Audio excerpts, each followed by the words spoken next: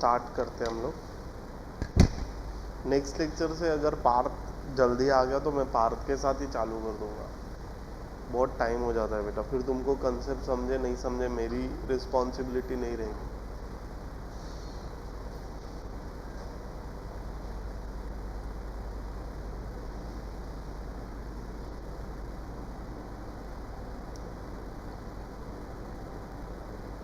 एक last lecture में हमने एप्लीकेशन ऑफ डेरिवेटिव स्टार्ट किया, जिसमें हमने देखा फर्स्ट एक्सरसाइज में कि टेंजेंट का इक्वेशन कैसे बनाते हैं, नॉर्मल का इक्वेशन कैसे फॉर्म करते हैं। ओके, तो ये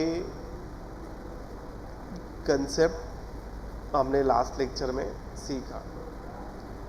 अब यहाँ पर हमने और क्या देखा कि किसी भी लाइन का इक्वेशन बनाने के लिए हमें स्लोप चाहिए रहता है और एक पॉइंट चाहिए रहता है। ठीक है, तो स्लोप मतलब क्या, डेरिवेटिव। ओके, अब जैसे ही मैंने स्लोप पॉइंट किया, डेरिवेटिव फाइंड किया, ओके, तो वहाँ पर मैं x और y का वैल्यू 1 और 3 पुट कर दूंगा तो मुझे स्लोप प्रॉपरली मिल जाएगा। ये हमने देखा लास्ट लेक्चर में। और स्लोप पॉइंट फॉर्म के हेल्प से हमने इक्वेशन ऑफ टेंजेंट निकाला। अब जो इक्वेशन ऑफ टेंजेंट रहेगा, ओके, उसका हमने कंडीशंस देखा कि अगर दो लाइन एक दूसरे को परपेंडिकुलर है, ये कंडीशंस, दो लाइन एक दूसरे को परपेंडिकुलर है तो उनके स्लोप का प्रोडक्ट, मतलब लाइन 1 का स्लोप इंटू लाइन 2 का स्लोप इक्वल्स टू -1। अब अगर मुझे ये नॉर्मल का स्लोप चाहिए, ये नॉर्मल लाइन का स्लोप चाहिए, तो मुझे बस सिंपली क्या करना है, नॉर्मल लाइन का स्लोप मतलब m2 equals to -1 upon m1, मतलब ये m1 को इधर लेकर चले जाना है तो तुझे नॉर्मल लाइन का स्लोप मिल जाएगा।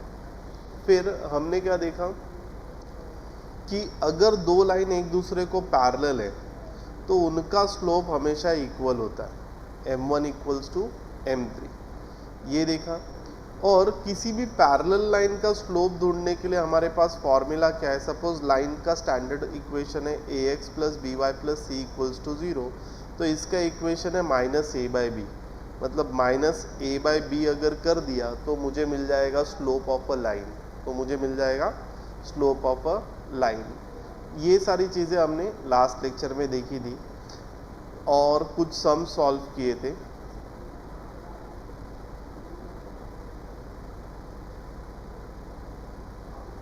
स्टार्ट करते हम लोग।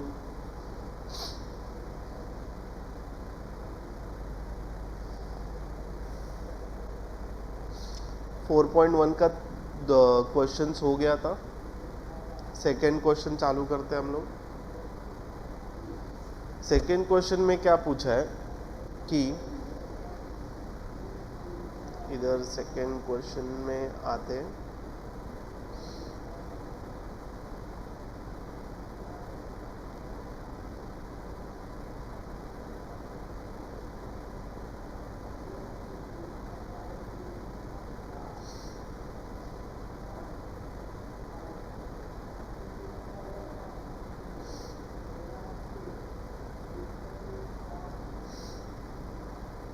ओके, सेकेंड क्वेश्चन हम लोग यहाँ पर रीड कर रहे हैं।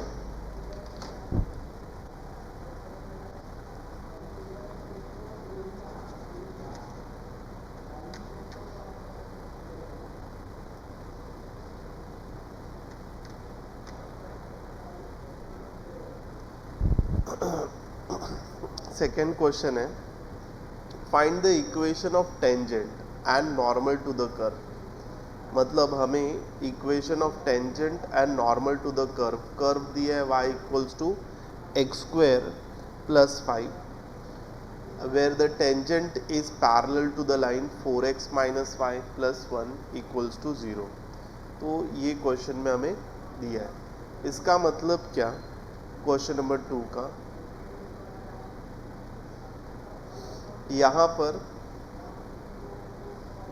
हमें एक कर्व दिया है,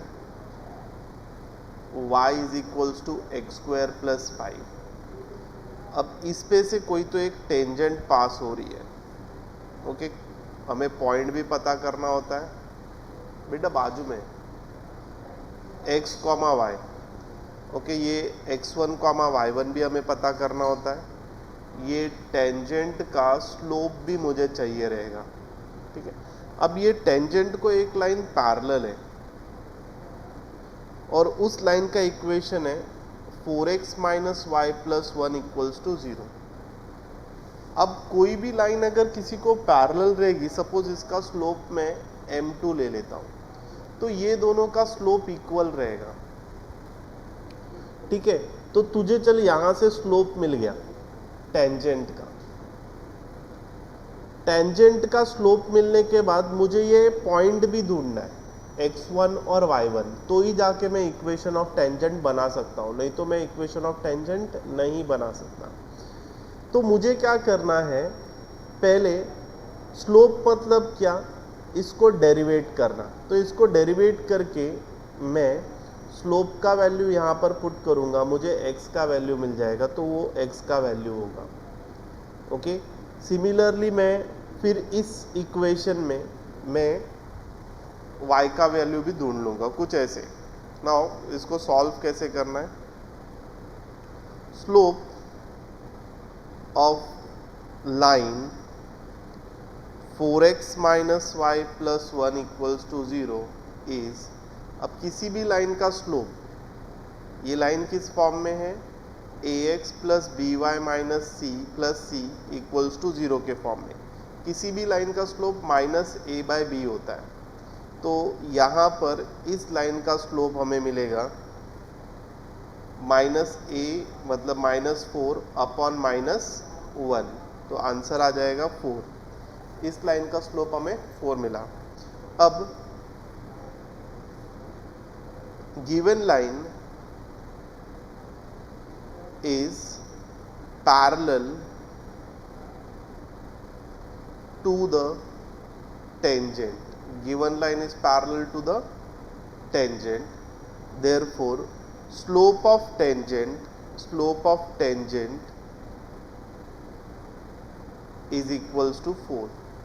दोनों लाइन एक दूसरे को पैरेलल है तो दोनों का स्लोप सेम होगा। बट हमें पता है स्लोप ऑफ टेंजेंट मतलब क्या, डेरिवेटिव।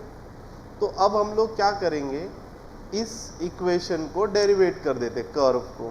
हमें दिया है y is equals to x square plus 5, तो ये 1 ले लेता हूँ मैं यहाँ पे, ये हो जाएगा dy by D x square का डेरिवेटिव 2x है, 5 का डेरिवेटिव कांस्टेंट 0 है, ये इक्वेशन 2 है। बेटा स्लोप ऑफ टेंजेंट मतलब क्या, dy बाई डी एक्स होता है। तो फ्रॉम 1 and 2, फ्रॉम 1 and 2 तुझे 4 इज इक्वल्स टू 2x मिलेगा, तुझे x का वैल्यू मिल जाएगा 2। अब तुझे x का वैल्यू इस इक्वेशन का x का वैल्यू 2 मिल गया है तुझे, ये यहाँ पर मुझे 2 मिल गया, ये x का वैल्यू 2 मिल गया। अब y का वैल्यू ढूंढने के लिए देखना, ये टेंजेंट इस लाइन पर से पास हो रही है, मतलब x का वैल्यू अगर 2 पुट किया तो मुझे y का वैल्यू भी मिल जाएगा।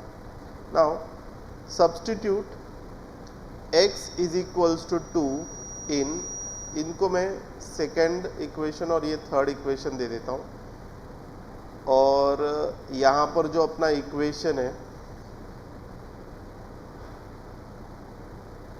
इसको फर्स्ट दे दिया तो इसको सेकंड दे देते हैं, इसे थर्ड दे देते हैं, फ्रॉम 1 and 3 हो जाएगा ये।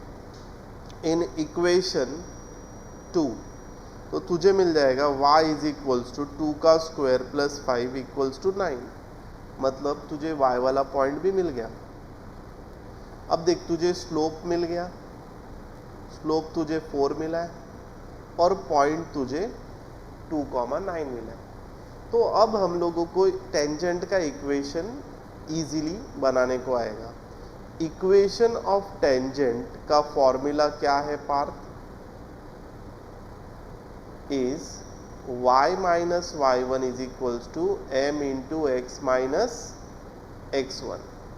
तो y माइनस y1 का वैल्यू कितना मिला अपने को 9 मिला है, ठीक है। इसको y1 इसको x1 ले लें, इज इक्वल्स टू स्लोप कितना मिला 4 और x माइनस x1 का वैल्यू कितना मिला है 2 मिला है। तो ये हो जाएगा y minus 9 equals to 4x minus 8। हमें यहाँ पर इसको शिफ्ट करने पे मिलेगा 4x माइनस वाई माइनस 4 मिला है, नहीं माइनस 4 नहीं मिला है, 4 मिला है ना बेटा।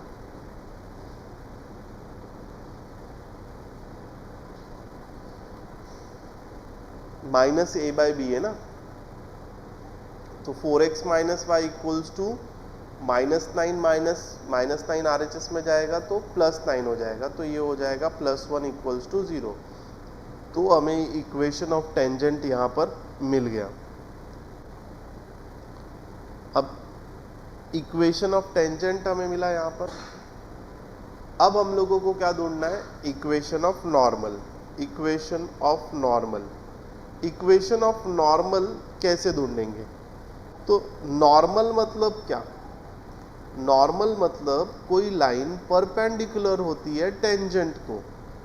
तो यहाँ पर हम नॉर्मल इस पॉइंट पर से एक नॉर्मल बना लेते हैं जो टेंजेंट को परपेंडिकुलर है, ठीक है। और इसका स्लोप अगर 4 है तो हमें पता है, इसको समझो मैं m3 ले लेता हूँ, तो m3 क्या हो जाएगा -1/m1। हमें पता है अगर दो लाइन एक दूसरे को परपेंडिकुलर है तो उनके स्लोप का प्रोडक्ट हमेशा -1 होता है। तो यहाँ पर m3 मिलेगा -1/4। तो मैं यहाँ पर डायरेक्ट लिख देता हूँ कि slope of normal is equals to, इसको नॉर्मली हम कैसे लिखते हैं, ये डायरेक्ट भी तुम लिख सकते हो क्या, -1/3 डायरेक्ट भी लिख सकते हो, या तो तुम इसको ऐसे भी लिख सकते हो -1/m1, या तो इसको ऐसे भी लिख सकते हो dy/dx एट पॉइंट 2,9, और सिंपली इसको डायरेक्ट भी लिख सकते हो -1/4। इतना सारा झंझट करने की ज़रूरत नहीं है, बट अलग अलग बुक में अलग अलग वे में दिखाया गया है, तो उसके हिसाब से हम लोग भी जा रहे हैं, ठीक है। हाँ, लेकिन ये थोड़ा सा अलग है। इसको कुछ ऐसे लिखा है 1/dy/dx, डिनोमिनेटर में है ना डेरिवेटिव, तो ये आएगा 2,9 ऐसे, ठीक है। तो स्लोप ऑफ नॉर्मल मिला अपने को, पॉइंट भी पता है 2,9, तो हम लोग को इक्वेशन मिल जाएगा। इक्वेशन ऑफ नॉर्मल का फॉर्मूला है y minus y1 equals to m into x minus x1।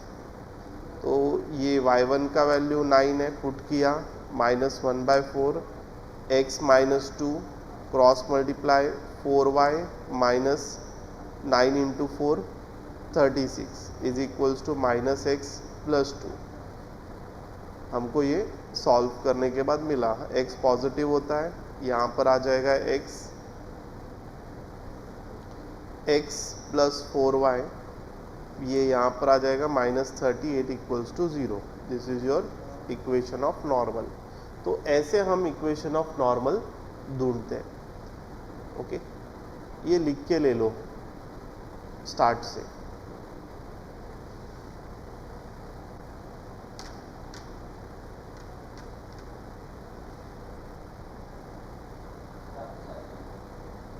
नीचे जाऊं मैं,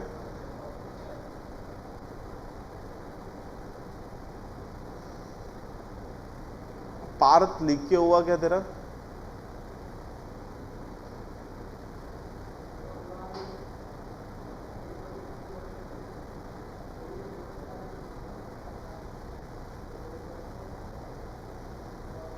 मानसी, ये वाला कंसेप्ट शायद तुझे समझेगा नहीं अभी, बट ठीक है, जितना समझ रहा है मैं ट्राई कर रहा हूँ एक्सप्लेन करने का। लास्ट लेक्चर में इसका थ्योरी हो गया, सेकेंड एक्सरसाइज का थ्योरी मैं फिर से एक बार रिपीट कर दूंगा, वो भी हो गया है, बट वो समझ जाएगा तुझे, ये भी समझ जाएगा, इतना नहीं है, ऐसे ही सम सॉल्व करना है। ये थोड़ा बड़ा सम था। हो गया तेरा लिख के? अब थर्ड सम देखते हैं।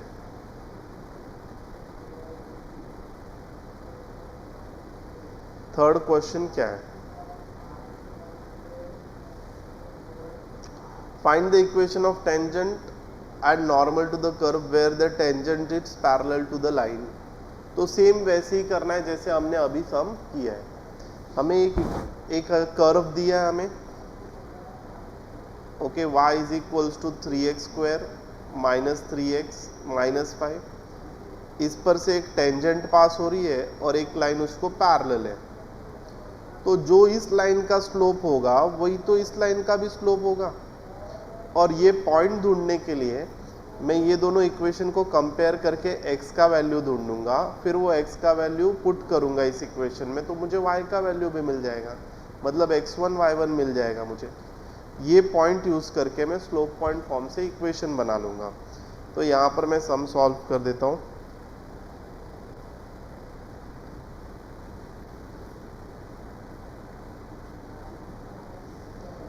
तो question number 3,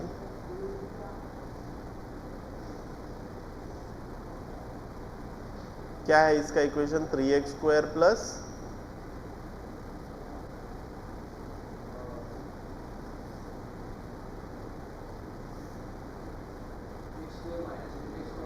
3x minus 5।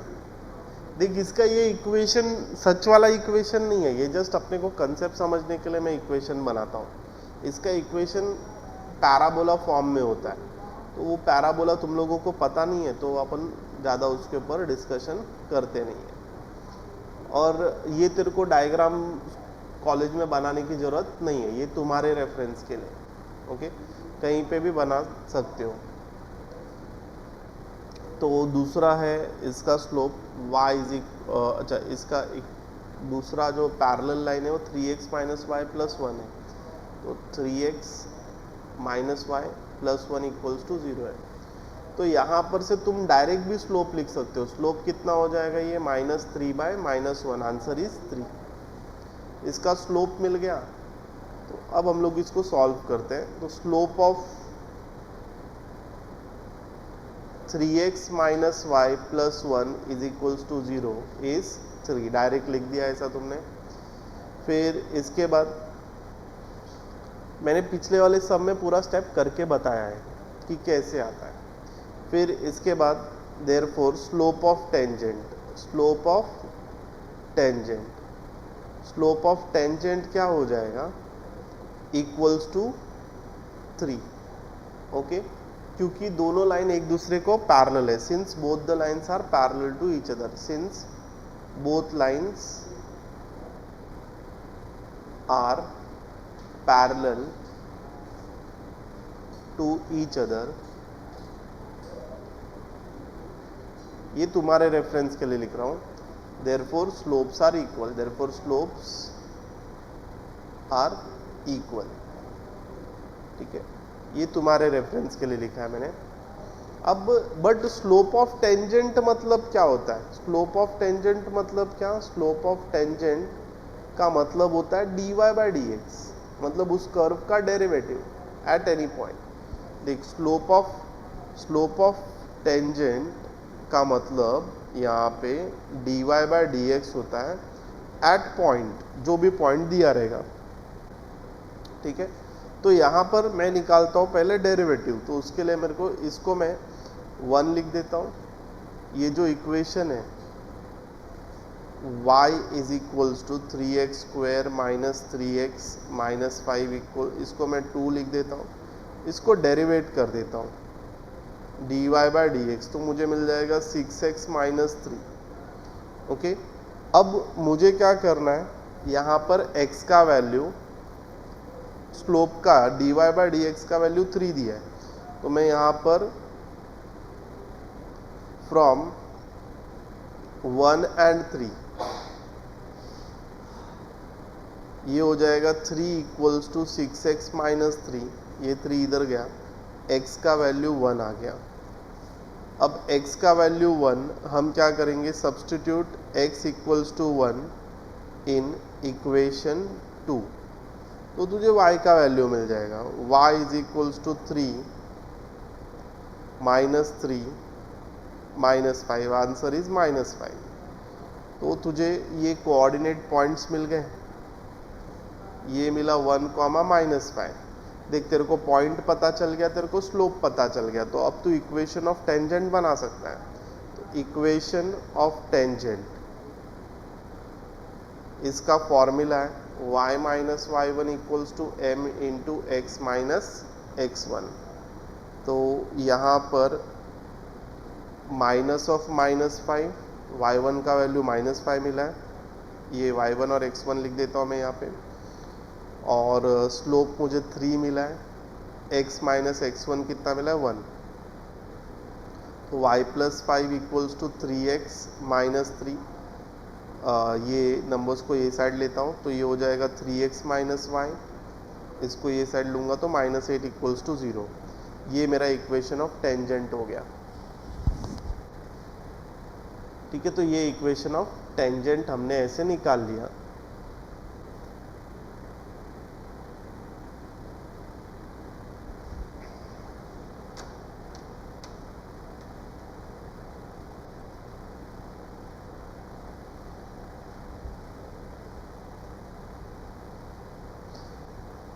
Mansi तू फिलहाल लिखते जा, ये मुझे पता है तुझे नहीं समझ रहा होगा।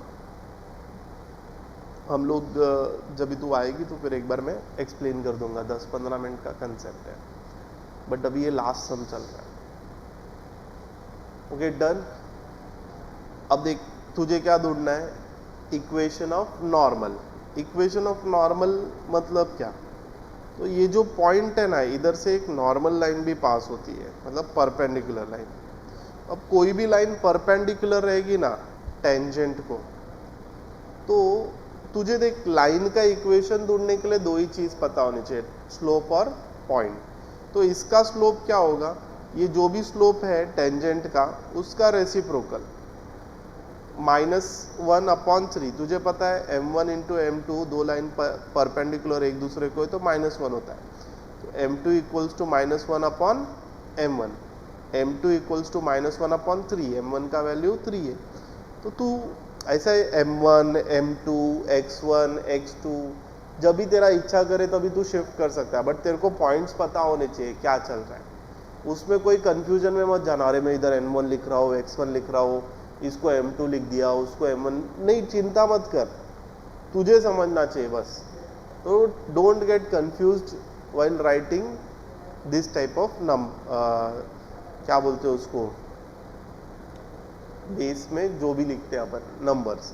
ठीक है, यहाँ पर जैसे देख मैंने इधर x लिखा है, इधर x1 लिख दिया मैंने यहाँ पे, क्यों, क्योंकि मेरा फॉर्मूला मैंने वैसा बताया तुमको, ये फॉर्मूला बुक्स में नहीं होगा।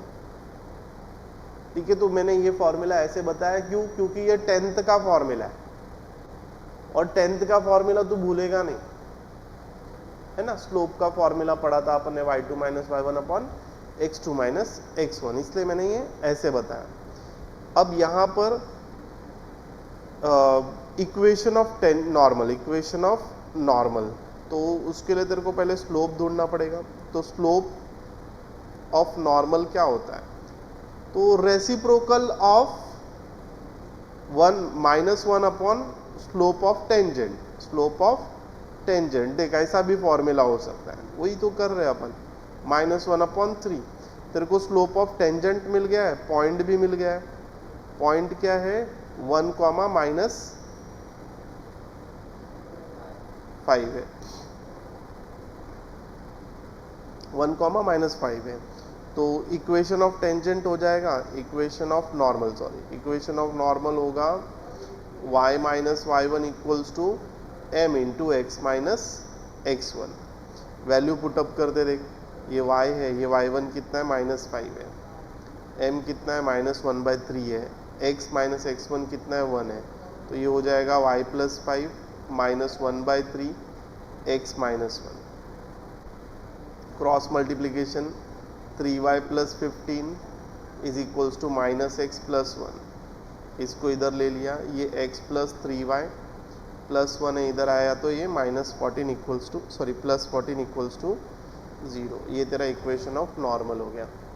ओके तो ऐसे हम लोगों को equation of normal banana, that's it. यही फर्स्ट एक्सरसाइज का टाइप था।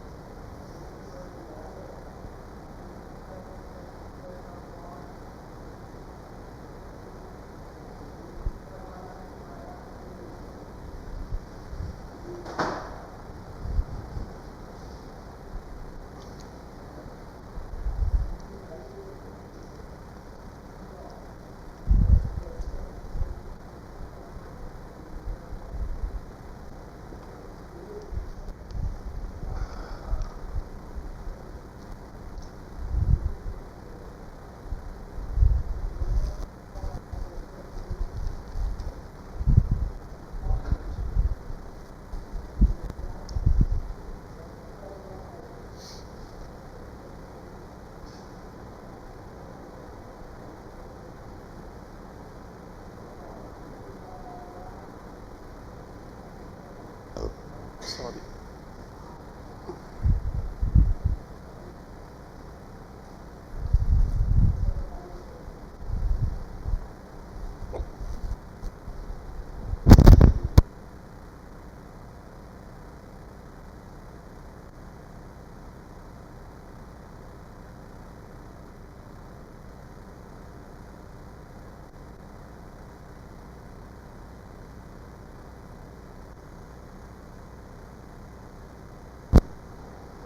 पढ़ाई पे ध्यान देना है बेटा बस।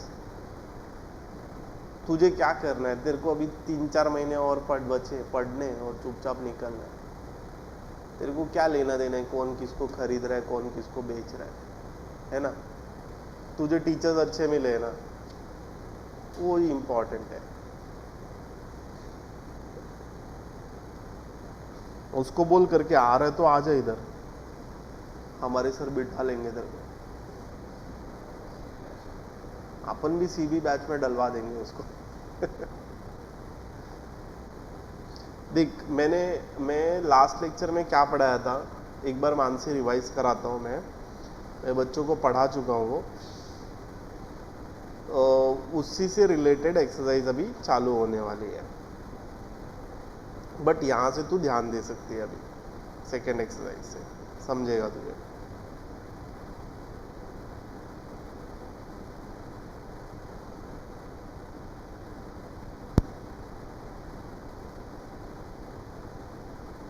ओके, देख लास्ट लेक्चर में हमने क्या देखा था, इंक्रीजिंग और डिक्रीजिंग। याद आ रहा है? मैंने स्टार्टिंग में बताया था कि अगर कोई टेंजेंट कर्व पे, ओके, उसका डेरिवेटिव अगर ग्रेटर देन 0 है ना, तो तेरा फंक्शन क्या होगा, इंक्रीजिंग होगा। और अगर उस कर्व का डेरिवेटिव लेस देन 0 है ना, तो तेरा फंक्शन क्या होगा, डिक्रीजिंग होगा। ओके, ये बात मैंने बताई थी। और क्यों इंक्रीजिंग होता है, क्यों डिक्रीजिंग होता है, ये भी रीजन हमने डिस्कस किया था। तुमको मैंने लास्ट लेक्चर में ये एक बार फिर से रिवाइज करा देता हूँ। देख बेटा, यहाँ पे डेरिवेटिव m मतलब dy/dx, ग्रेडियंट भी बोलते हैं, मार्जिनल भी बोलते हैं, रेट ऑफ चेंज भी बोलते हैं। तो ये सारी चीज़ें तुझे याद रहनी चाहिए, ठीक है। मतलब बार बार देखेंगे तो याद हो ही जाएगा ये अल्टीमेटली। फिर स्लोप, ये एक इम्पॉर्टेंट फिलअप है जो मैंने लिखाया था, ठीक है।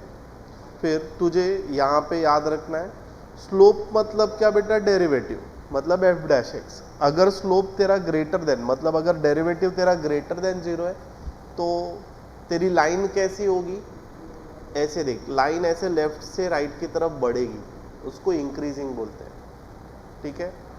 और अगर स्लोप तेरा लेस देन 0 है, मतलब नेगेटिव में है, तो तेरा जो लाइन होगा ना, वो ऑब्ट्यूज एंगल बनाता है, मतलब वैसा बहुत बड़ा एंगल बनाता है पॉजिटिव एक्स एक्सिस के साथ, ओके, मोर देन 90 डिग्री का एंगल बनाता है वो। मतलब मोर देन 90 डिग्री का एंगल बनाएगा तो ऐसी सोई हुई लाइन रहेगी, मतलब राइट साइड से लेफ्ट साइड की तरफ कम कम होते जाएगा नंबर्स। क्या हो रहा है देखना, ये ग्राफ के लेफ्ट साइड से राइट साइड की तरफ नंबर कम कम कम कम होते जा रहा है, तो उसको अपन क्या बोलते हैं, डिक्रीजिंग बोलते हैं, ठीक है। और अगर देख तेरा स्लोप मतलब डेरिवेटिव ग्रेटर देन 0 रहेगा ना, तो तेरा लेफ्ट साइड से राइट साइड में नंबर ग्रेड ऊपर ऊपर ऊपर ऊपर होते जा रहे हैं, तो उसको क्या बोलते हैं अपन, इंक्रीजिंग बोलते हैं। देख यहां पर ना फिलहाल तो मैं तुझे एक बार फिर लिखा देता हूं ये पूरा।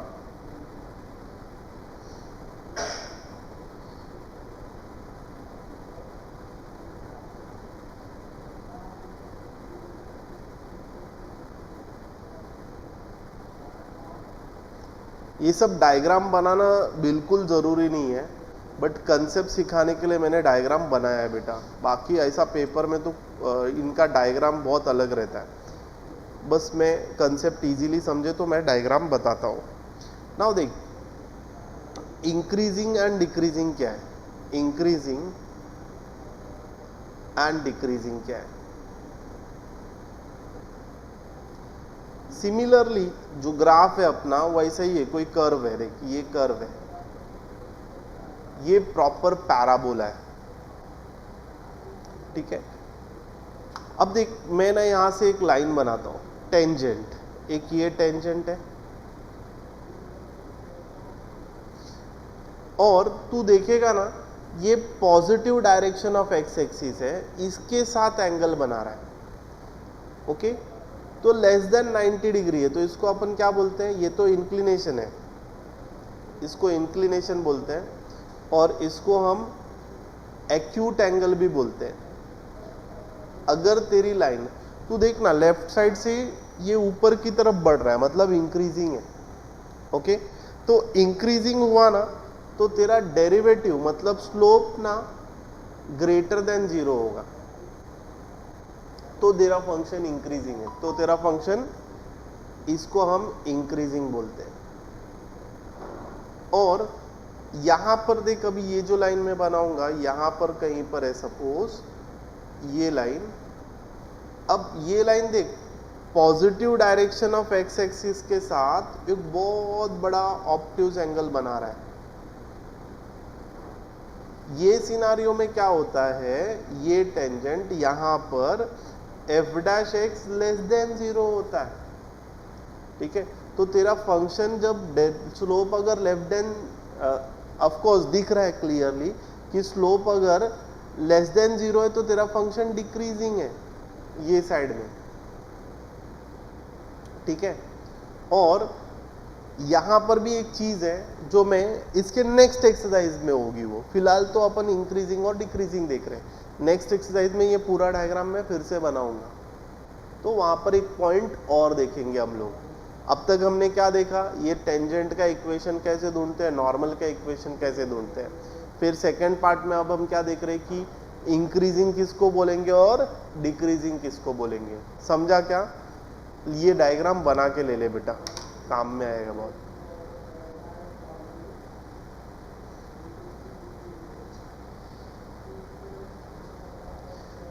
एंगल को हम इंक्लिनेशन ही बोलते हैं,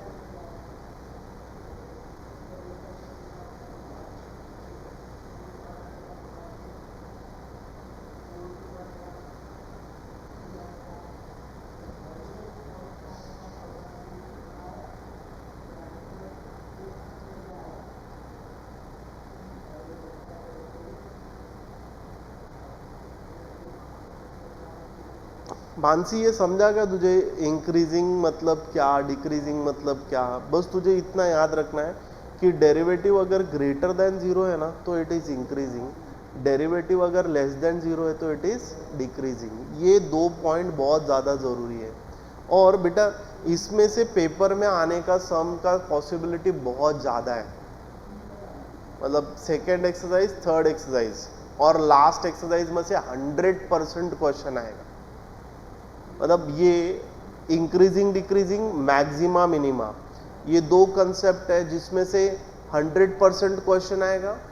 और उसके बाद लास्ट वाली एक्सरसाइज है जो मार्जिनल पे बेस्ड है, इकोनॉमिक्स से थोड़ा रिलेटेड है, उसके ऊपर भी बहुत इजी है और हर बार क्वेश्चन आता है उसके ऊपर, तो वहाँ पर भी अपने को एक 3 मार्क का क्वेश्चन मिल जाएगा। तो ये अब इम्पॉर्टेंट एक्सरसाइज है, बहुत ज़्यादा समझने के लिए बहुत इजी है।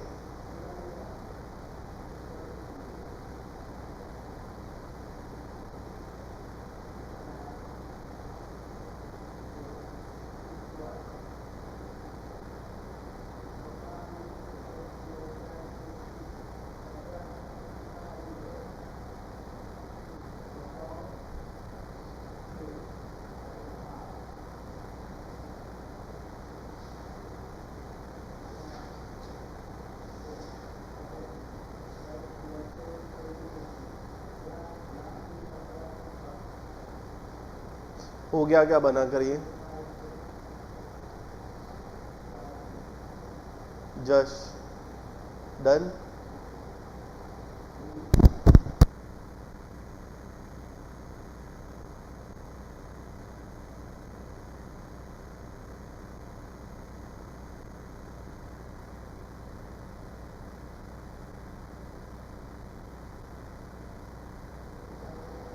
बस ऐसा ना हो कि तुम दोनों का साथ में ही रैंक आ जाए।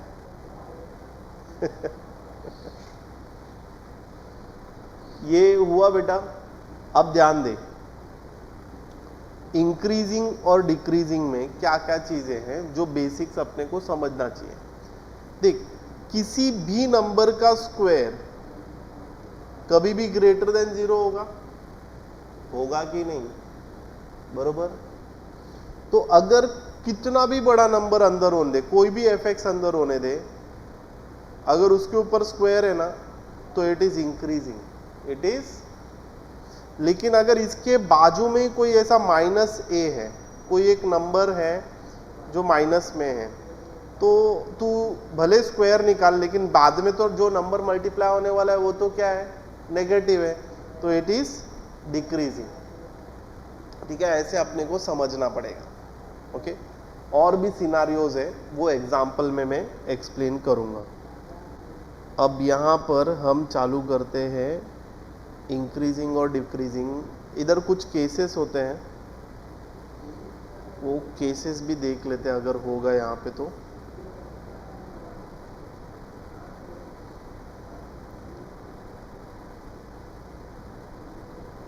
यहाँ पे इंक्रीजिंग और डिक्रीजिंग फंक्शन दिया है, और एवरी फंक्शन में नॉट बी आइदर इंक्रीजिंग और डिक्रीजिंग। ये लाइन अंडरलाइन कर लो, फिलअप में पूछी जा सकती है। ऐसे एवरी फंक्शन में नॉट बी आइदर, या फिर एवरी फंक्शन में नॉट बी आइदर इंक्रीजिंग और डैश करके पूछेंगे तो प्रॉब्लम हो जाएगी। देखते आगे। अभी यहाँ पर तेरे को पहले पार्ट में क्या बताना है, test whether the following function are increasing और decreasing. Test whether the following functions are increasing और डिक्रीजिंग। तो मुझे क्वेश्चन दिया है x³ - 6 है। देख बेटा, अगर तेरा फंक्शन इंक्रीजिंग या डिक्रीजिंग है, मंथन, अगर इंक्रीजिंग है तो क्या होता है, वो क्या होता है मैं पूछ रहा है। कैसे समझेगा तू इंक्रीजिंग हो रहा है? एक्सीलेंट। क्या होगा, f' ग्रेटर देन 0 होगा, और अगर f' डिक्रीजिंग है तो f' लेस देन 0 होगा। मतलब f' मतलब क्या, डेरिवेटिव। मतलब तेरे को इसका डेरिवेटिव निकाल के चेक करना है कि वो ग्रेटर देन 0 है या फिर लेस देन 0 है। तो पहले मैं इसका क्वेश्चन लिख लेता हूँ। ये है 1.2 है ना, ये मतलब क्लास वर्क 2 है। क्वेश्चन नंबर 1, इंक्रीजिंग और डिक्रीजिंग।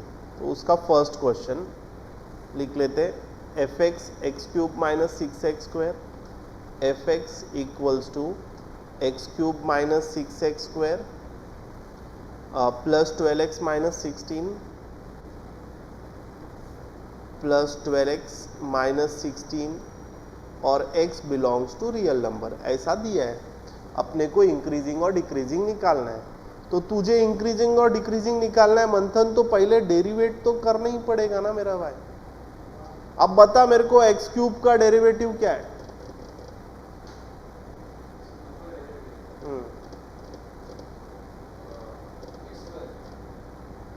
ये 3 आगे आएगा ना, 3x² माइनस 6x² का डेरिवेटिव क्या है? ये 2 मल्टीप्लाई हो जाएगा 12x⁻1 प्लस 12, ये तेरा डेरिवेटिव हो गया। करेक्ट। नाउ देख, अभी तुझे f' को अच्छे से ढूंढना पड़ेगा। देख इसमें सब में कॉमन कौन है? 3 कॉमन है, बाहर निकाल ले। x² माइनस 4x प्लस 4, इसको फैक्टराइज करेंगे हम। तो फैक्टराइज करने के बाद क्या मिलता है? देख x minus 2 into x minus 2, मैंने फैक्टराइज भी कर दिया। इसको सॉल्व करने के बाद क्या मिलता है? x minus 2 the whole square, x minus 2 the whole square. बेटा अब इसके अंदर कोई भी नंबर हो वो तो ग्रेटर देन 0 ही होगा ना, स्क्वायर है ना। तो तू यहां पर लिखेगा since x minus 2 the whole square is greater than 0, 3 into x minus 2 the whole square is greater than 0, therefore f' is greater than 0, therefore given function is increasing.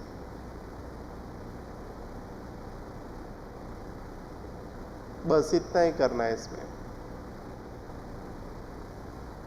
इसमें इंक्रीजिंग और डिक्रीजिंग का एरिया भी ढूंढना है, तो वो मैं बताऊंगा। फिलहाल ये लिख के ले लो, अभी आगे जैसे आते जाएगा। समझा क्या ये मंथन? पार्थ समझा क्या तुझे?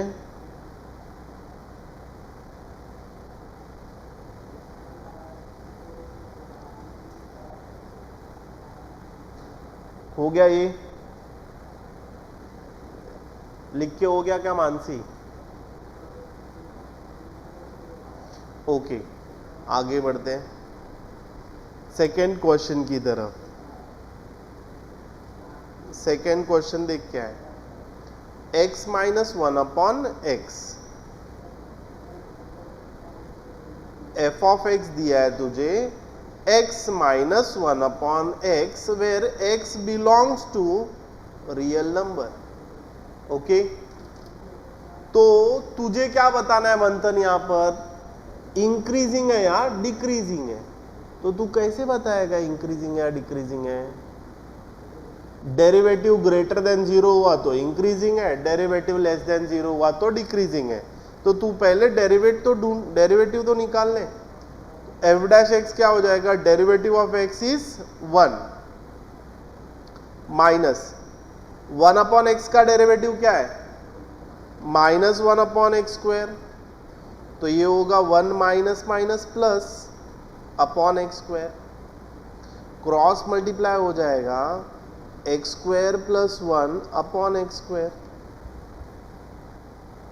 अब देखना,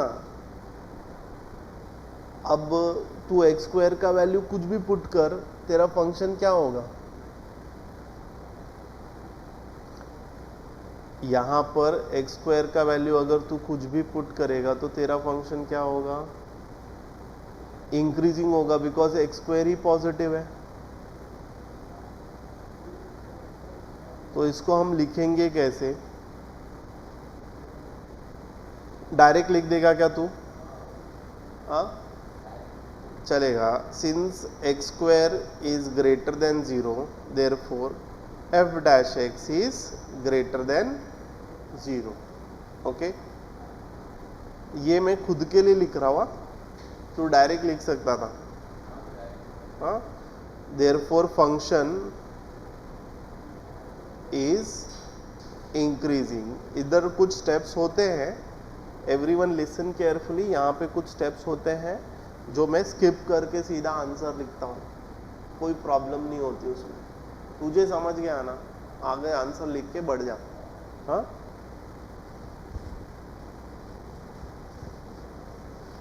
कुछ ऐसा। एक्चुअल में ये स्टेप्स ऐसे होने चाहिए थे यहाँ से कि since 1/x² is greater than 0 therefore function is increasing. चलेगा। अब आगे बढ़ते नेक्स्ट क्वेश्चन की तरफ। नेक्स्ट क्वेश्चन क्या है यहाँ पर? Third question.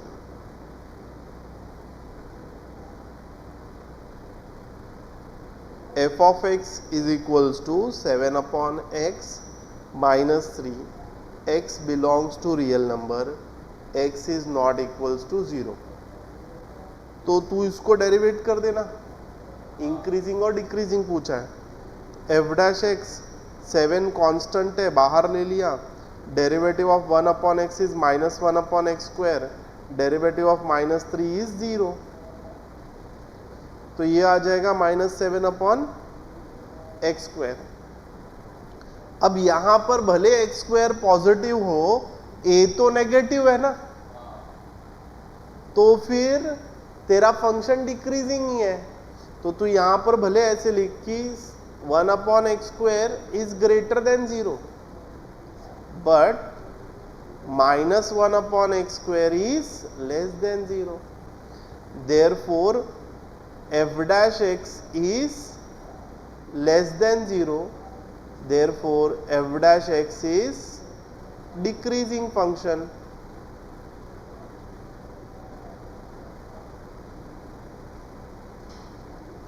ये तेरा आंसर हो गया।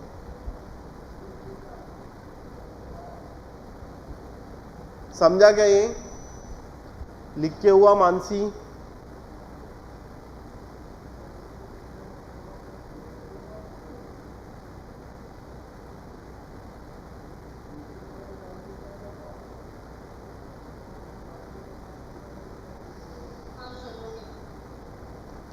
ओके, तेरी आवाज आ रही है, सुन रहा हूं मैं। शायद आज माइक ही अच्छा कर दिया। अब आगे बढ़ते देख।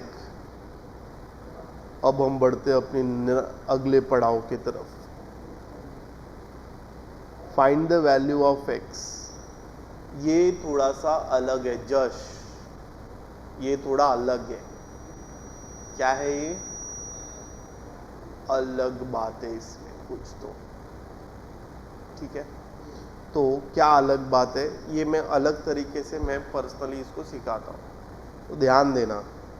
Question number 2, find the value of x such that fx is increasing. fx क्या कर रहा है? इंक्रीजिंग फंक्शन है। fx इंक्रीजिंग फंक्शन है मतलब पॉजिटिव फंक्शन है। ठीक है, तो तूने fx लिखा 2x³ - 15x² + 36x + 1। अब इंक्रीजिंग है मतलब डेरिवेटिव तो निकालना पड़ेगा तेरे को। तो तूने डेरिवेटिव निकाला f डैश x, ये देख क्या आएगा, ये 6x², ये क्या होगा -30x, ये क्या होगा 36। 6 को कॉमन ले ले, x² - 5x + 6 फैक्टराइज कर दे इसको। क्या दिख रहा है? देख -2 - 3 दिख रहा है, तो तुझे मिल जाएगा x - 2 × x -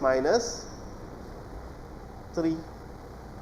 फैक्टराइज करके लिख लिया बेटा। ये देख, ये जब भी इधर 1 रहेगा ना तो तू डायरेक्ट ऐसा लिख सकता है, बट अगर अदर देन 1 नहीं रहेगा ना, 2 3 4 ऐसा कोई नंबर रहेगा तो तू ऐसा डायरेक्ट नहीं लिख सकता, तो तुझे उसको सॉल्व करना पड़ता है फिर। ठीक है, तो ये हो गया तेरा f डैश x। क्या हो गया? f dash x। Since fx is increasing, fx क्या है भाई? इंक्रीजिंग है, इंक्रीजिंग फंक्शन है। तो तेरा एफ डैश एक्स क्या होगा, ग्रेटर देन 0 होगा। एफ डैश एक्स क्या होगा, ग्रेटर देन 0 होगा। अब अगर तेरा फंक्शन इंक्रीजिंग है तो F dash x greater than 0 होना चाहिए, मतलब एक्स का वैल्यू पॉजिटिव होना चाहिए। एक्स का वैल्यू क्या होना चाहिए, पॉजिटिव। तो देख कैसे ढूंढते बेटा, ये कांस्टेंट है ना, तो इससे तेरे को कोई लेना देना नहीं होना चाहिए। कांस्टेंट कोई प्रॉब्लम क्रिएट नहीं करता। हाँ माइनस होता तो फिर अलग बात है, फिर देखते कुछ। तो अब यहां पे तेरे को रीजन ढूंढना है। क्या ढूंढना है, रीजन। तो कैसे ढूंढेंगे, कितने फैक्टर है देख, 2 फैक्टर है। ध्यान देना बेटा इधर क्लियरली, थोड़ा ये कॉम्प्लिकेटेड हो जाएगा तुम्हारे लिए। तो मैं क्या करता है, 2 फैक्टर है ना, तो let x minus 2 equals to 0 and x minus 3 equals to 0। सब लोग इधर ध्यान देना, ओके। अब यहाँ पे x का वैल्यू 2 मिला, x का वैल्यू 3 मिला, ओके। तो मैं क्या बनाऊंगा, मैं यहाँ पे पोल बना लेता हूँ। छोटा नंबर कौन है, 2, बड़ा नंबर कौन है, 3। तो ये 2 पर एक पोल बना लिया और ये 3 पर एक पोल बना लिया, ओके। और देख तुझे पता है ना कि ये नंबर इंक्लूडेड नहीं है। एफ डैश एक्स मतलब क्या, देख 6 into x minus 2 x minus 3 greater than 0। ये 6 इधर चला गया तो तुझे क्या मिलेगा, x minus 2 into x minus 3 greater than 0। मतलब जो तेरा नंबर है ना वो इक्वल नहीं है बेटा। अगर इक्वल होता ना तो ये जो पोल मैं बनाता हूँ ना ये डार्क पोल होता, लेकिन इक्वल नहीं है ना, तो मैं ये जो पोल बना रहा हूँ ना ये लाइट पोल है, मतलब नॉट शेडेड पोल है, ठीक है। तूने आईसीएससी में पढ़ा है, ओके, 11th में भी था, गुड, 11th में सेट्स में था ये। अब क्या करना है पता है, बहुत इजी स्टेप है बेटा। तुझे ना आखिरी छोर पे प्लस साइन डालना है, माइनस साइन डालना है, प्लस साइन डालना है। लास्ट नंबर में प्लस, फिर माइनस, फिर प्लस। ये कर दिया तूने। तेरा फंक्शन देख क्या है, ग्रेटर देन 0। ग्रेटर देन 0 मतलब क्या, पॉजिटिव। बता दे मेरे को पॉजिटिव एरिया कहां से, ये रियल नंबर की लाइन है, माइनस इन्फिनिटी से लेके प्लस इन्फिनिटी तक जा रही है। तो मुझे बता अभी तेरा पॉजिटिव एरिया कहां पर है, पॉजिटिव एरिया कहां पे, देखना मेरा भाई, इधर भी तो है, ये भी तो पॉजिटिव है, इधर भी पॉजिटिव है ना, ये पॉजिटिव एरिया है। इन्फिनिटी माइनस है तो उससे अपने को क्या लेना देना, अपना वो रीजन पॉजिटिव है, अपना वो रीजन पॉजिटिव है। तो तेरा जो x रहेगा ना, x किसको बिलोंग करेगा, मतलब x का आंसर कहां से कहां तक रहेगा, देख x का आंसर रहेगा माइनस इन्फिनिटी से लेके 2 तक, यूनियन मतलब लेकर, साथ में लेकर 3 से लेके पॉजिटिव इन्फिनिटी तक। ये तेरा आंसर है x का। बेटा ये ना मैंने शॉर्टकट में सिखाया तेरे को कि तुझे ना दिक्कत नहीं हो समझने के लिए। अभी मैं इसको लॉन्ग कट में एक्सप्लेन करता हूँ, मतलब एक्चुअल मेथड एक्सप्लेन करता हूँ कि मेरे को ये आंसर मिला कैसे, ठीक है। तो ध्यान दे, फटाक से जाके, नहीं तो वॉशरूम में आके सिखाएगा मैं।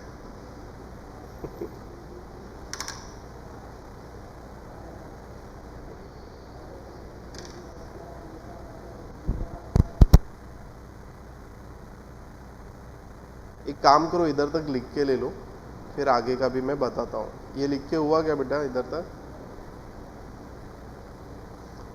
कौन सा क्वेश्चन नंबर 1 है क्या ये, क्वेश्चन नंबर 2 का फर्स्ट।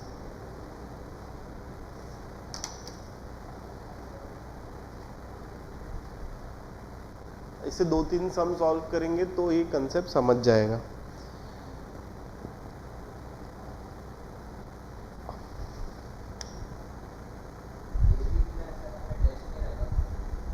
रखने तो बोला था, डाला नहीं रे, अभी निशित को बोलता हूँ मैं।